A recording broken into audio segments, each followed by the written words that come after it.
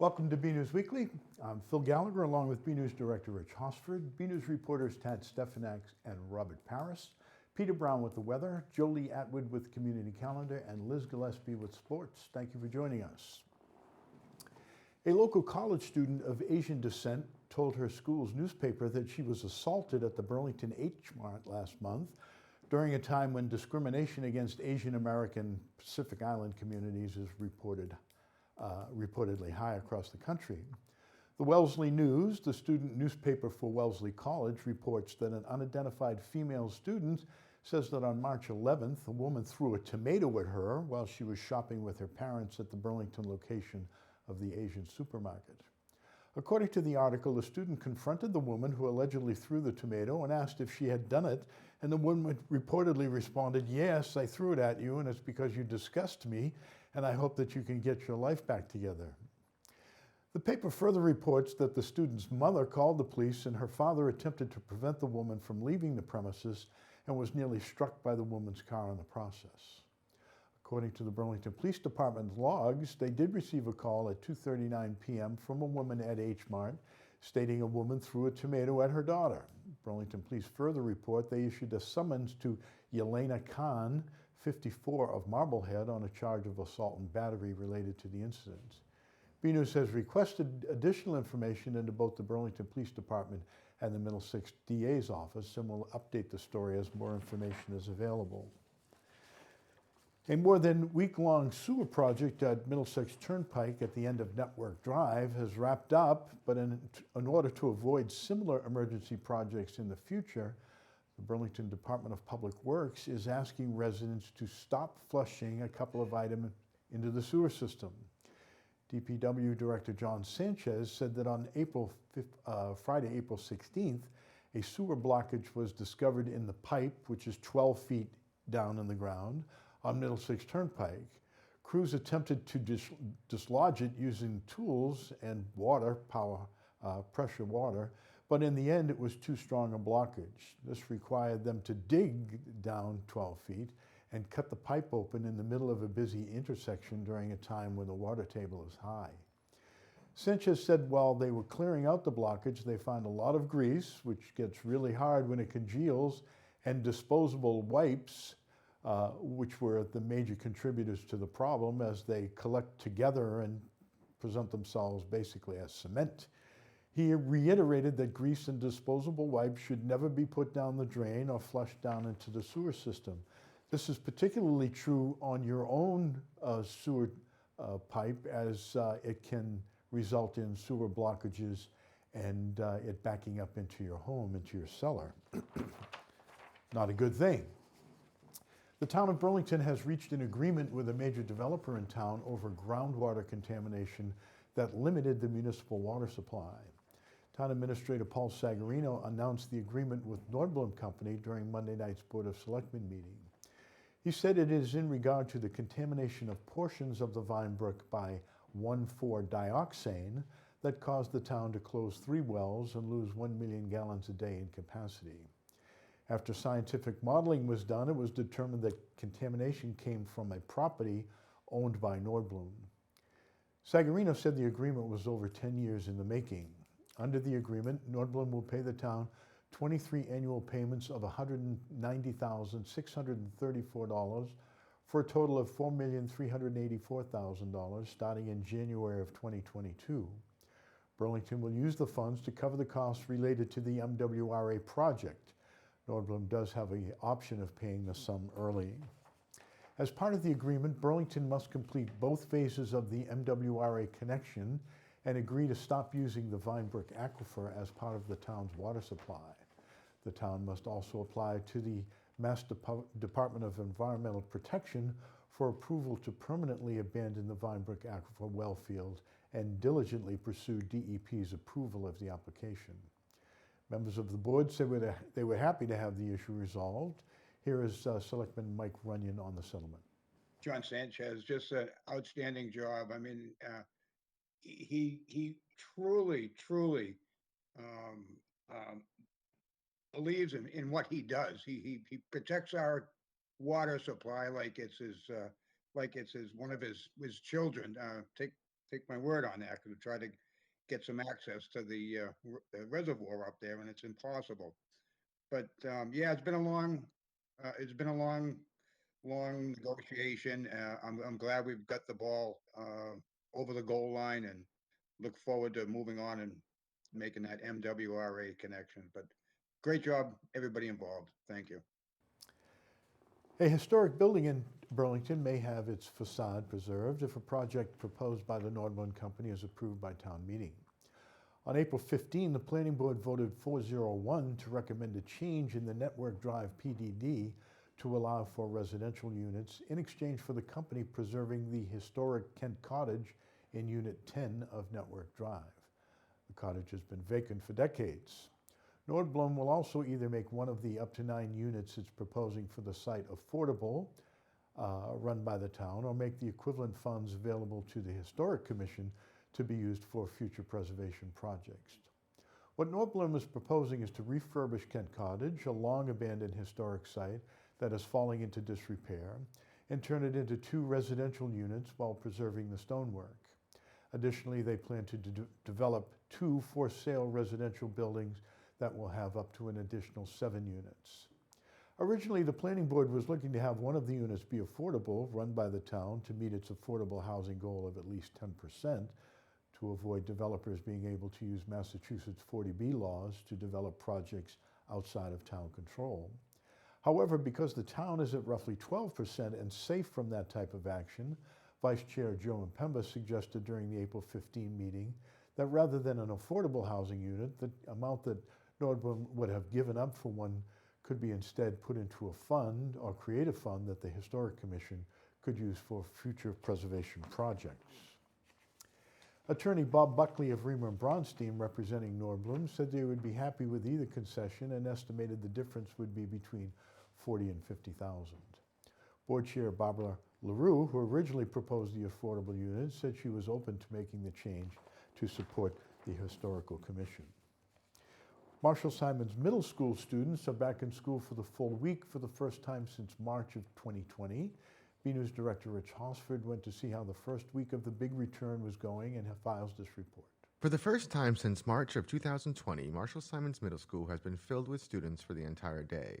Starting on Monday, the school returned to a full-day, fully in-person schedule, and while some adjustments have had to be made to keep everyone healthy and safe, Principal Carrie Purchase said it's good to be back to a semblance of normalcy. This week has been great, having most of our students back in the building. It truly felt like a first day of school in April, which brings some challenges. So new routines, new procedures. Our drop-off in the morning is a little slow. Our loading the buses and dismissal times taking us a little longer. But with each day, we're seeing improvements and making adjustments as necessary. Some of the changes made include spacing students out during lunch when they cannot wear masks by limiting the number of students per table and using places like the gym and auditorium for eating as well as the cafeteria. There are also separate entrances for each grade. If anyone's ever tried to keep, 75 sixth graders 6 feet apart for a sustained amount of time, it's very challenging.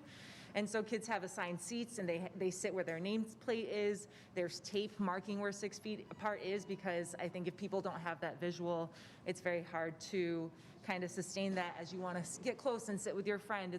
Maybe it's a friend that you don't get to see in your class since kids aren't switching classes. And so I think kids have been super respectful of that because they know that these social distancing rules we have in place with the 6 feet apart when our masks are off is so important in keeping us all at school. And just for safety reasons, we obviously don't want kids, piles of kids shoulder to shoulder cramming through one entrance. So that's one of the major adjustments we had to make, is that we sort of spread out entrances by grade level. School officials say it has been difficult, but the entire staff and faculty have risen to the challenge. I think that this has truly been a team effort, and I can't share enough gratitude with our custodial staff. They're amazing, have been all year. The extra cleaning that they're doing, they're not just cleaning up one cafeteria, after lunch. They're going around to 36 classrooms in 3 large group spaces. Our cafeteria workers are delivering lunches by 10:15 to classrooms every day. And that's double the number of lunches and earlier than they were doing it prior. The teachers have been amazing. in terms of their flexibility. We keep upending the teachers' worlds, and they keep plugging along. So they have truly been rolling with the punches this year, and making sure that kids feel welcome, and whatever stress or anxiety or feelings that they're having, they're finding ways to leave that outside of the classroom, and it has not been easy for our teachers this year. They are also appreciative of support they've received from the community. I think the community is very excited. I know that a lot of parents were hoping for this change for a while. It did take a lot of planning. There's a lot of details that needed to be worked out. It's not something that we could kind of flip a switch and do overnight. We have had a lot of support from our PTO. They wanted to make sure that students felt welcomed back, and that they wanted to acknowledge all of the challenges of this year. They went out and got blankets for every single kid, knowing that we were going to go outside for lunch. We can't say enough about how the community itself has kind of adapted with us and supported us through all these changes we've made, and made sure that the kids felt welcome on that first day back. Finally, despite the challenges, the students are happy to be back in school full-time. I'll say in all of my years of education, I've never seen such sustained excitement about being back in school, seeing their teachers in person.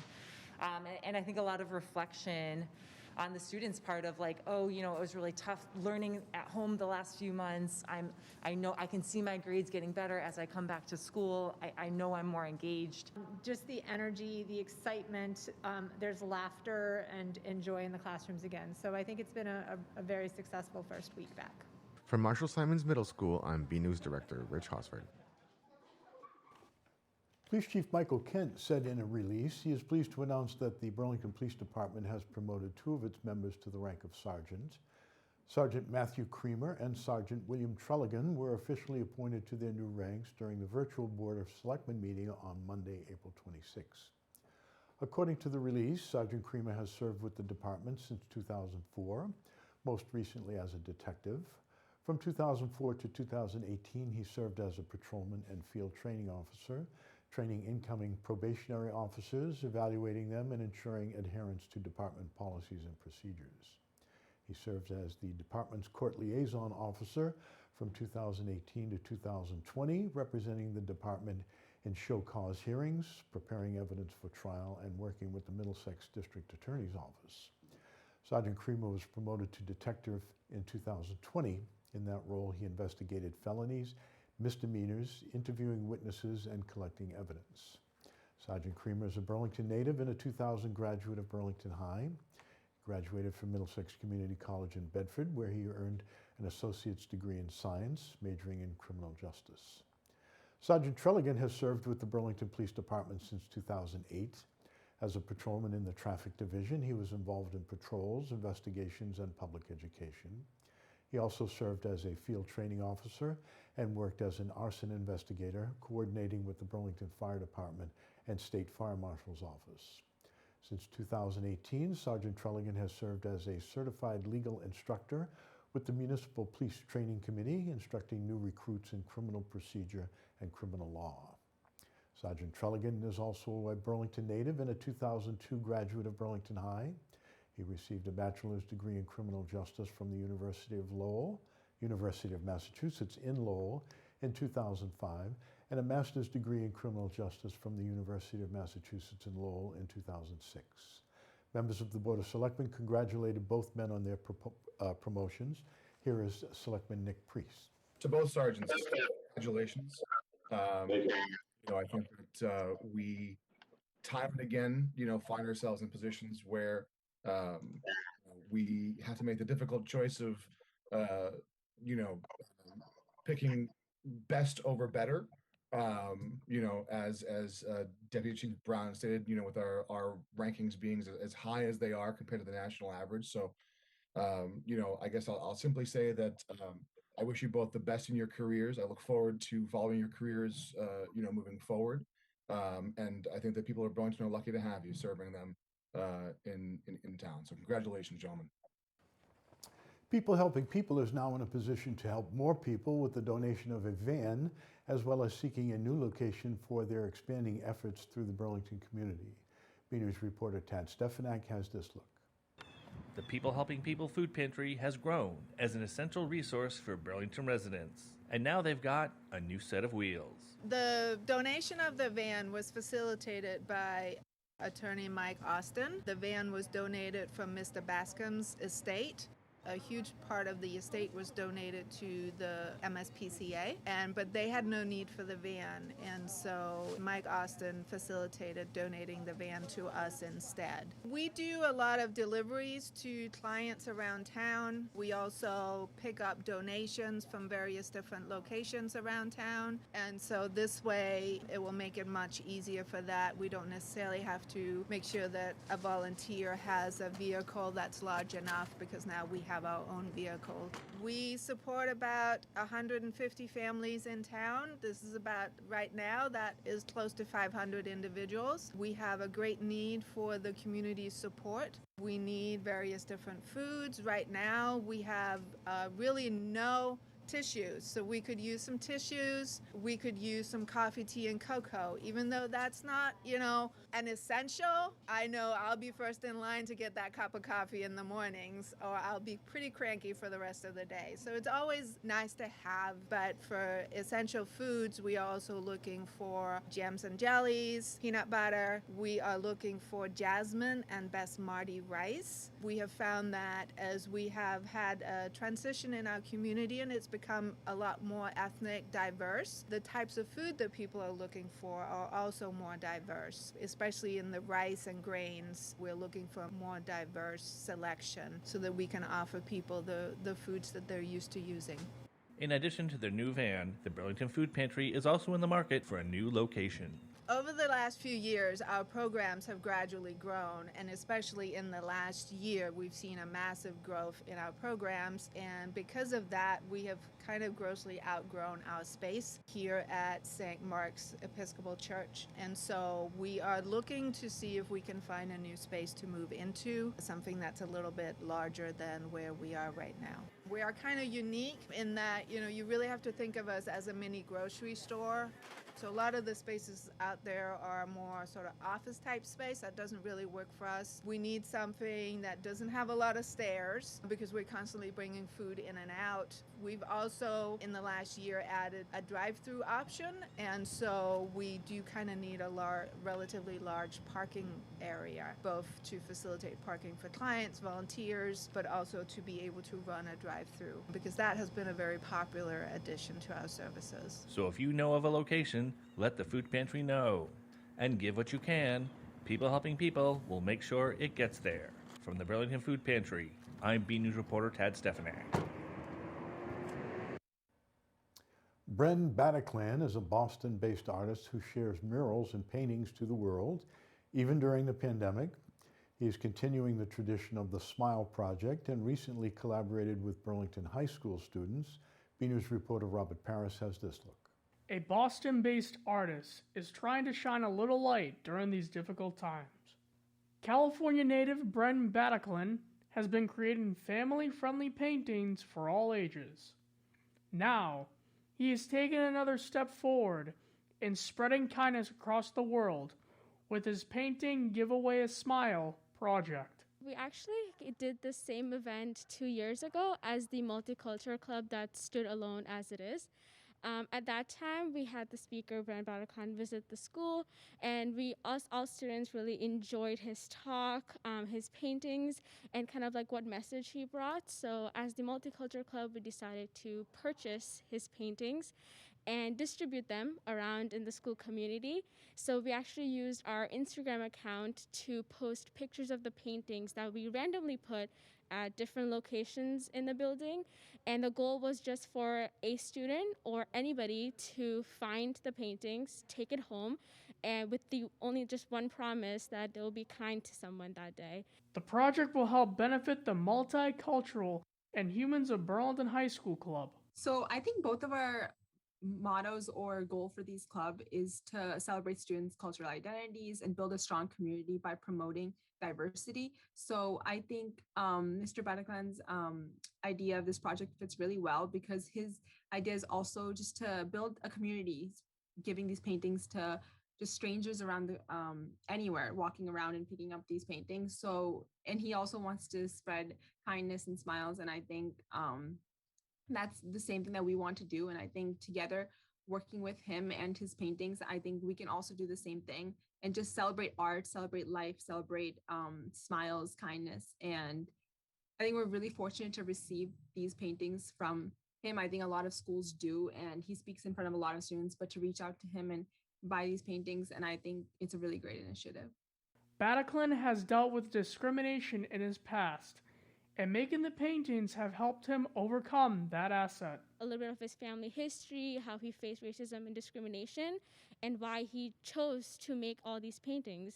And usually when you look at the paintings, you would see it's just random like characters, it's random like figures, and usually you will not get the purpose of it by just looking at the painting. So you have to see a little bit of that background, and that's what he taught us and told us about. The Multicultural and Humans BHS Club is looking forward to seeing the students give back and get back. I think it's really important that we do this during these difficult times, and I'm just really looking forward to seeing these smiles and people enjoying finding these paintings because they admire his work a lot, and I think it'll be really great. And yeah, I'm excited to see where it goes. From Burlington High School, I'm Robert Paris for BNEWS Weekly. In the latest Burlington History Uncovered, Historical Society member Peter Coppola presents pieces of an antique toolkit he has in his collection. Let's check it out.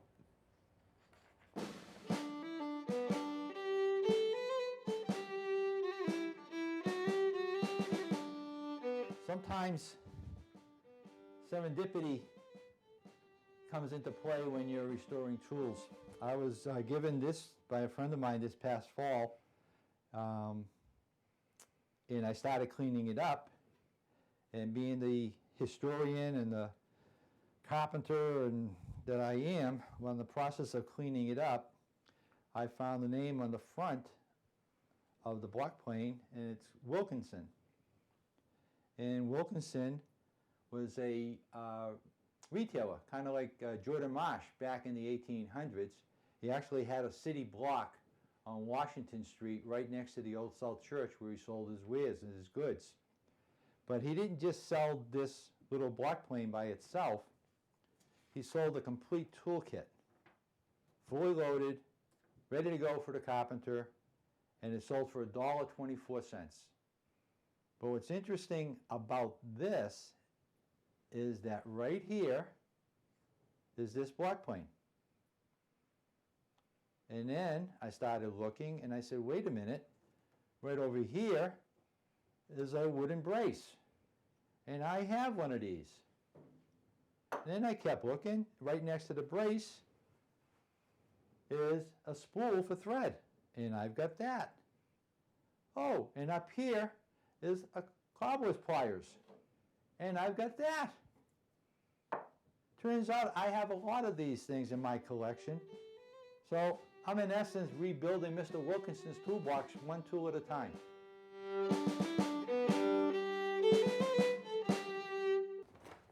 The modified fall sports season 2 has wrapped up with the Red Devils playing the final games. BNews sports reporter Liz Gillespie has all the latest in this week's sports report. Hey everyone, I'm Liz Gillespie and this is your weekly sports report. Fall session 2 season wrapped up at BHS, and we had a few teams that had their final games last week. Girls varsity volleyball headed to Winchester on Thursday, April 22nd in the semifinal round of the Middlesex League tournament. Winchester ended Burlington's playoff run with a score of 25-8 in the first set. His final score was 3-1. The team finishes their season with an 8-3 record. Departing seniors from the team are Caroline Curtin, Shannon Joyce, Sam Mira, and yours truly. The Burlington Red Devils varsity football team finished their season with a game against the Watertown Red Raiders. We have some highlights. Red Devil football had their final game of the season on Friday, April 23rd at Varsity Field against the Watertown Red Raiders. Let's get to the action. In the first quarter, senior running back Adam Maldeeb found an opening for the go-ahead Red Devil score. 7-0 Burlington. Watertown's first possession ended in a pick by senior Ryan Tigas. Next Red Devil possession ended with another touchdown run by Adam Meldeb, 14-0 Burlington. Now in the second quarter, Watertown was in the red zone. Quarterback Johnny Kakase handed it off to running back J.P. Riley for a Red Raiders score 14-7. With a minute and 47 seconds left before halftime, the Red Devils took the opportunity to add to their lead. Nick Berglund threw to senior Sean Pinkham to make the score 21-7. 21 seconds left in the second. Kakase tried to get the Red Raiders on the board before the half. Instead, he threw his second interception of the day to Ryan Tigas again. With that, Burlington had another opportunity to score right before the half. Berglund threw to senior Matt Pinkham for a 28-7 halftime score. Burlington scored once more in the fourth quarter with junior running back Ryan McGilvery, 35-7. Kakase was immediately sacked at the handoff. However, he did manage to give it right away to senior David Manukian for a Watertown TD, 35-14. Final score was 35-14 Burlington. Burlington ends the season with a 2-3 record. 14 seniors will be departing from the team this June. For more Red Devil action, go to the BNEWS Sports section at bcattv.org and check out our Twitter page at BNewsSports. And that's all for your weekly sports report. I'm Liz Gillespie. Back to you guys in the studio. We go now to BNews weatherman Peter Brown for the latest forecast. We'll also check out the community calendar with Jolie Atwood to see what's happening in Burlington. Well, hello everyone. This is Peter Brown. Look at your weather for the next 7 days. I know it's hard to believe that we're heading now into May, and unfortunately, we've been having this pesky, unsettled weather sticking around the Burlington area, which has kind of prevented us from reaching those 80s like we thought we were going to be seeing when we did our forecast last week. Unfortunately, that doesn't look like that's come to fruition, and it doesn't look like that type of warmth is heading towards us here in the Burlington area anytime soon.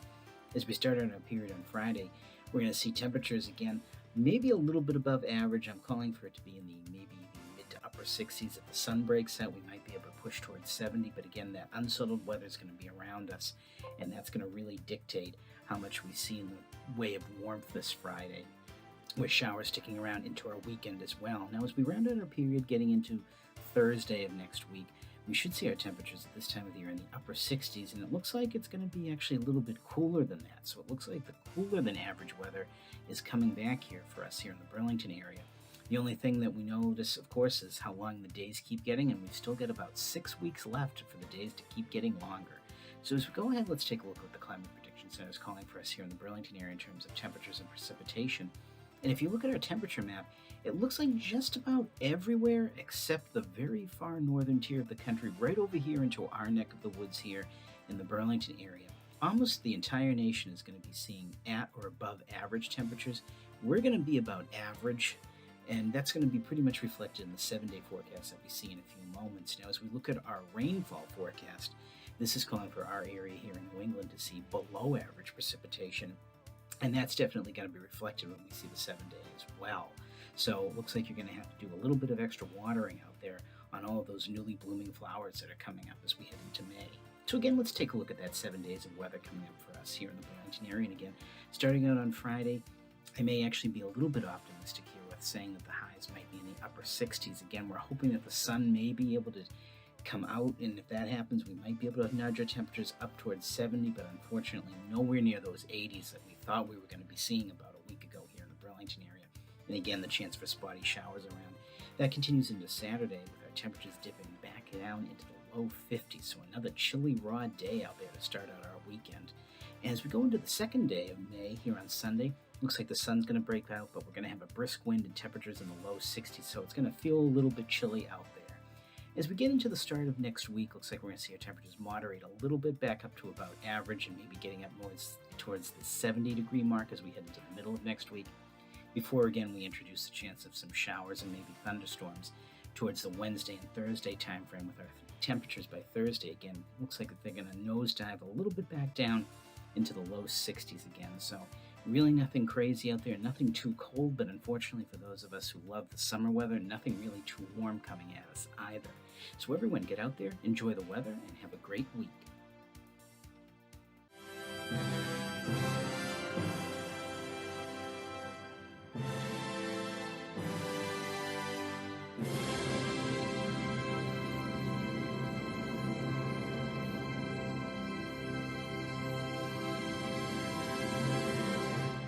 Hi, I'm Jolie Atwood, and this is your community calendar. Let the Battle of the Games begin. Starting on May 4th from 6 to 8 p.m., 3rd Avenue will start up its Tournament Tuesdays with Cornhole on the Green. Everyone is welcome, and it is free to play. Register via the Scoreholio app or register in person on site. For more info, go to the 3rd Avenue Facebook page or email bostoncornhole@gmail.com. Start your day off right with some breakfast. On Saturday, May 8th at 8 a.m. and 9:30 a.m., the Burlington Community Scholarship Foundation will be having a spring breakfast to sponsor the Adopt a Class of 2031. $10 per adult and $5 per child, and ages 2 and under free. Reserve your table and time at bcsfboxoffice.org. Let's go fly a kite! Also on Saturday, May 8th, the Burlington Parks and Recreation Department is having an event called Kite Making and Flying from 10 a.m. to noon at Wildwood Park. The event is free, but pre-registration is required. To register, go to burlingtonrecreation.org. I'm Jolie Atwood, and that was your community calendar. Another week, another photo to highlight. This week's photo is a sign that spring is here, although you can't tell on the golf course. It was sent in by Elaine Carpenter and shows a beautiful daffodil that she found in Burlington. Daffodils are part of the genus Narcissus, which were used by ancient civilizations both medicinally and botanically. Thank you for the photo, Elaine. We'd like to see your photos. They could be of your spring activities, a family trip, or just everyday moments, whatever you think is interesting and want to share. Email your photos to bcat@bcattv.org with the subject line Photo of the Week. That's it from the news desk here at BNEWS Weekly. I'm Phil Gallagher, along with Rich Hosford, Tad Stefanak, Robert Parris, Peter Brown, Jolie Atwood, and Liz Gillespie. Thank you for joining us.